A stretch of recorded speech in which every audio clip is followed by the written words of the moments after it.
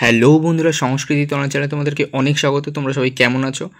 আগের যে ভিডিওটা তোমাদেরকে আমি দিয়েছিলাম বেদ সম্পর্কিত, সেই ভিডিওটাতে অনেক ভালোবাসা পেয়েছি। তার কারণ সামনে আমাদের ওয়েস্ট বেঙ্গল এসএলএসটি আছে এবং তাছাড়াও 11-এর যে বেদের একটা ব্রড পার্ট রয়েছে, সেই পার্টটার কথা মাথায় রেখে একটা ভিডিও করা হয়েছিল এবং সেই ভিডিও শেষে আমি বলেছিলাম যে তোমাদের ওই বেদের যেই বাকি পার্ট অর্থাৎ বেদাঙ্গ, সেইটা নিয়ে আমি একটা আলাদা ভিডিও দেবো এবং সেই উদ্দেশ্যেই এই ভিডিওটা নতুন করে তৈরি করা। আর আবার একটা এই যে ছক তৈরি করেছি, এই ছকটা পড়লে আশা করা যায় তোমাদের আর বেদাঙ্গ সম্পর্কে কোনো চিন্তা থাকবে না, পরীক্ষাতে এর বাইরে কোথাও কোশ্চেন আসবে না। তবুও আমি আমার চ্যানেলে কিছু নেগেটিভ কমেন্ট পেয়েছি, আমি এটাকে খুব পজিটিভলি নিই, কারণ যে কোনো কাজেরই যদি সমালোচনা না হয় তাহলে আমি আমার কাজকে ভালো করতে পারবো না। তাই আমি কখনোই আমার ভিডিওর মাধ্যমে বলি না যে বই পড়বে না, বইয়ের বিকল্প কিছুই হয় না, আমি বারবার করে বলি। এবং আমি স্কুলে স্টুডেন্টদেরকে পড়াই যখন, তখন তাদেরকে এই পদ্ধতি ফলো করাই। এই সংক্ষিপ্ত আকারে দিলে তারা ব্যাপারটাকে খুব ভালো করে বোঝে। আমি পুরোটা ডিটেলসে তাদেরকে পড়ানোর পর এই বিষয়টা তাদেরকে দিই। এবং তোমরা যখন আমার এই ভিডিওটা দেখে পড়বে, তার আগে বইটা যখন তোমরা পড়ে নেবে, ডেফিনেটলি তোমাদের বিষয়টা সম্পর্কে কোনো সংশয় থাকবে না। তবে এইভাবে ছক করে পড়লে পুরো কনসেপ্টটাই একটা ছকের মধ্যে চলে আসলে মনে রাখতে সুবিধা হবে। তাই বন্ধুরা, আর দেরি করবো না, তো ভিডিওটা শুরু করা যাক। আজকে বন্ধুরা আমাদের পাঠ্য বিষয় হচ্ছে বেদাঙ্গ। বেদাঙ্গকে যদি আমরা ভাঙি, কী শব্দ পাবো? বেদযুক্ত অঙ্গ, অর্থাৎ বেদের অঙ্গ। একটা বেদকে পড়ার জন্য যা যা অঙ্গ প্রয়োজন সেগুলোকেই আমরা বেদাঙ্গ বলবো। দেখো কি লেখা রয়েছে, বৈদিক সাহিত্যের শেষ পর্বে বেদকে যথাযথভাবে অনুশীলন করার জন্য এবং যাগযজ্ঞ আদি অনুষ্ঠানকে সুষ্ঠুভাবে সম্পন্ন করার জন্য বেদ অনুশীলনমূলক যে সহায়ক গ্রন্থ তৈরি হয়েছিল তা হলো বেদাঙ্গ। এই বেদাঙ্গ 6টি: শিক্ষা, কল্প, নিরুক্ত, ব্যাকরণ, ছন্দ এবং জ্যোতিষ। শাস্ত্রে বলা হয়েছে এই অঙ্গগুলি দ্বারা বেদপাঠ করলে ব্রহ্মলোকে গমন করা যায়। এই সম্পর্কে একটা কারিকা আছে যেটা তোমরা ডেফিনেটলি মুখস্থ করে পরীক্ষায় এইভাবে তোমাদের যে কোনটা বেদের অঙ্গ কী কী অঙ্গের সাথে তুলনা করা হচ্ছে সেটা মনে রাখার সবথেকে ভালো পন্থা হচ্ছে এই কারিকাটা মুখস্থ করে নেওয়া। কারিকাটা আমি বলে দিচ্ছি, ভালো করে দেখে নাও এবং এটা তোমরা মুখস্থ করে নেবে।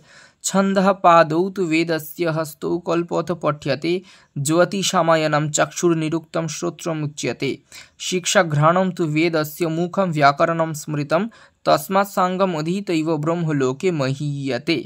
অর্থাৎ বেদ পুরুষের পা দুটি হলো ছন্দ। বেদ মন্ত্র পাঠের জন্য ছন্দ প্রয়োজন হয়। হাত দুটি কি? হাত দুটি হচ্ছে কল্প। যাগযজ্ঞের পদ্ধতি সম্পর্কে কল্পতে লেখা রয়েছে। চোখ কাকে বলা হচ্ছে? বেদের জ্যোতিষকে। বৈদিক ক্রিয়াকলাপের সময় নির্ধারণ করার জন্য জ্যোতিষ খুব ইম্পর্ট্যান্ট। কান কাকে বলা হচ্ছে? নিরুক্ত। এই কানই হচ্ছে শ্রোত্র। দেখো এখানটাতে দেওয়া রয়েছে শ্রোত্রমুচ্যতে, এইটাই হচ্ছে কি আমাদের কান হচ্ছে নিরুক্ত। দেখো নিরুক্তম চক্ষু নিরুক্তম শ্রোত্রমুচ্যতে, তাহলে শ্রোত্র শব্দের অর্থ হচ্ছে কান হচ্ছে নিরুক্ত। বেদ ও মন্ত্রের পদগুলির অর্থ জানার জন্য এই শ্রোত্র বা নিরুক্ত প্রয়োজন। নাক হলো, নাক সম্পর্কে এখানে কি বলছে বন্ধুরা? দেখো শিক্ষা, বৈদিক শাস্ত্রের উচ্চারণ রীতি। আর একটা হচ্ছে কি, এটা ভীষণ ইম্পর্টেন্ট, এটা পরীক্ষাতে খুব এসে থাকে। আর একটা হচ্ছে মুখ হলো ব্যাকরণ, এটাও খুব ইম্পর্টেন্ট বন্ধুরা, এটা ভালো করে পড়ে রাখবে। বেদশাস্ত্রের অধ্যয়ন এবং প্রকৃতি প্রত্যাদি বিষয়ে জ্ঞানার্জনের জন্য এবং তার অর্থ অনুধাবনের জন্য এই মুখ অর্থাৎ ব্যাকরণ প্রয়োজন। তাছাড়া শিক্ষা আর যে কল্প, এখানে চারটা কি? শ্রৌতসূত্র, ধর্মসূত্র, গৃহ্যসূত্র এবং শুল্বসূত্র। এখানে দেখো প্রত্যেকটা ছকাকারে দেওয়া হচ্ছে ঋগ্বেদের শ্রৌতসূত্র, গৃহ্যসূত্র, ধর্মসূত্র, শুল্বসূত্র কোনগুলি।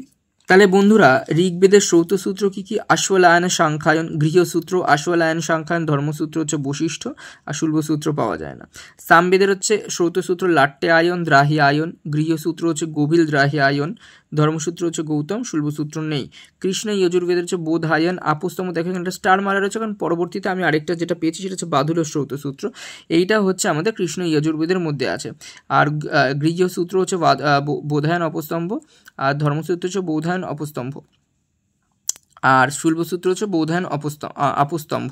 শুক্লা যজুর্বেদ হচ্ছে কাত্যায়ন শ্রৌতসূত্র। গৃহসূত্র হচ্ছে বাৎসল্য। ধর্মসূত্র হচ্ছে উচ্চারণটা আমার ভুল হয়ে গেছে, শঙ্খ। এবং শুল্বসূত্র হচ্ছে এই কাত্যায়ন। অথর্ববেদের হচ্ছে বৈতান। শ্রৌতসূত্র, গৃহসূত্র হচ্ছে কৌশিক। ধর্মসূত্র হচ্ছে পঠিনসী। শুল্বসূত্র পাওয়া যায় না। এইবার বন্ধুরা আমরা একটা ভীষণ গুরুত্বপূর্ণ জিনিস দেখব, যেটা পরীক্ষাতে এখান থেকে প্রশ্ন এসেই থাকে। নিরুক্ত হচ্ছে প্রামাণ্য গ্রন্থ কি? আচার্য যাস্কের লেখা নিরুক্ত। এটির অধ্যায় হচ্ছে 12টি। এর তিনটি ভাগ আছে, একটা হচ্ছে নৈগম কাণ্ড, নৈঘণ্টুক কাণ্ড, দৈবত কাণ্ড। দেখো প্রথম কাণ্ড হচ্ছে নৈঘণ্টুক কাণ্ড। নৈঘণ্টুক কাণ্ডতে 1 থেকে 3 পর্যন্ত 3টি অধ্যায় আছে। নৈগম কাণ্ড হচ্ছে 4 থেকে 6টি 3টি অধ্যায় আছে, এবং দৈবত কাণ্ড হচ্ছে 6টি অধ্যায় 7 থেকে 12 পর্যন্ত। আর ব্যাকরণের প্রয়োজন হচ্ছে 5টি, এটা এখানে ভালো করে পড়ে রাখবে। এটি হচ্ছে শ্রেষ্ঠ বেদাঙ্গ। বেদাঙ্গ কোনটি সবথেকে শ্রেষ্ঠ বললে অবশ্যই ব্যাকরণ লিখতে হবে। ব্যাকরণ পাঠের প্রধান প্রয়োজন হচ্ছে 5টি। কি? রক্ষা। রক্ষা মানে হচ্ছে বেদ রক্ষা। উহ মানে বেদ যার অর্থ অস্পষ্ট তার বিচার করতে হয়। আগম কি? নিয়ম। লঘু হচ্ছে সহজ। আর অসন্দেহ হচ্ছে বৈদিক পাঠের অর্থ জানার ব্যাপারে কোনো সন্দেহ যেন না থাকে। আর তারপরে কি বাকি রয়েছে? ছন্দ। ছন্দ হচ্ছে বৈদিক ছন্দের সংখ্যা 7টি। গায়ত্রী, উষ্ণিক, অনুষ্টুপ, বৃহতি, পংক্তি, ত্রিষ্টুপ, জাগতি। মনে রাখবে 24 থেকে শুরু হবে, 4টে করে বেড়ে 48 পর্যন্ত যাবে।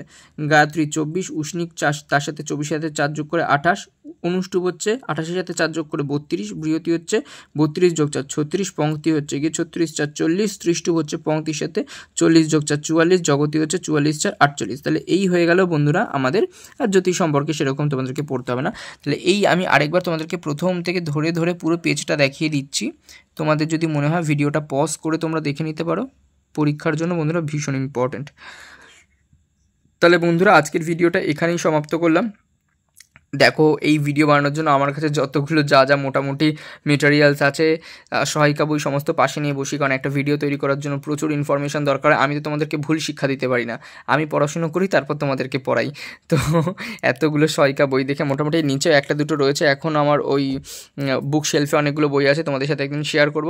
তো মোটামুটি সমস্ত কিছু করে তারপরেই একটা ভিডিও করা হয়। তারপরেও যখন ক্রিটিসাইজ হতে হয়, খারাপ লাগে বলবো না, ভালো লাগে সেটাও বলবো না, তবে পাশে থেকো বন্ধুরা, যেভাবে পাশে আছো। তোমাদের যে ভিডিও প্রয়োজন আমাকে নির্দ্বিধায় তোমরা কমেন্ট করে বলতে পারো।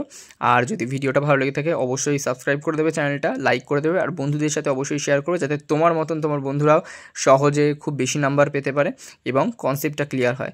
যদি তোমরা মনে করো যে শুধুমাত্র ছকাকারে পড়লে তোমাদের অসুবিধা হচ্ছে, তাহলে তোমরা চাইলে আমাকে কমেন্ট করে জানাতে পারো, আমি তোমাদের জন্য বড় ক্লাস নিয়ে আসবো, ডিটেলসে সমস্তটা বলে দেবো। আশা করি স্কুলের বাচ্চাদেরকে যেভাবে পড়াই সেভাবে তোমাদেরকে পড়ালে তোমাদেরও বুঝতে সুবিধা হবে, কোনো সমস্যা হবে না। ঠিক আছে বন্ধুরা, আজকের ভিডিওটা এই পর্যন্তই, দেখা হচ্ছে পরের ভিডিওতে।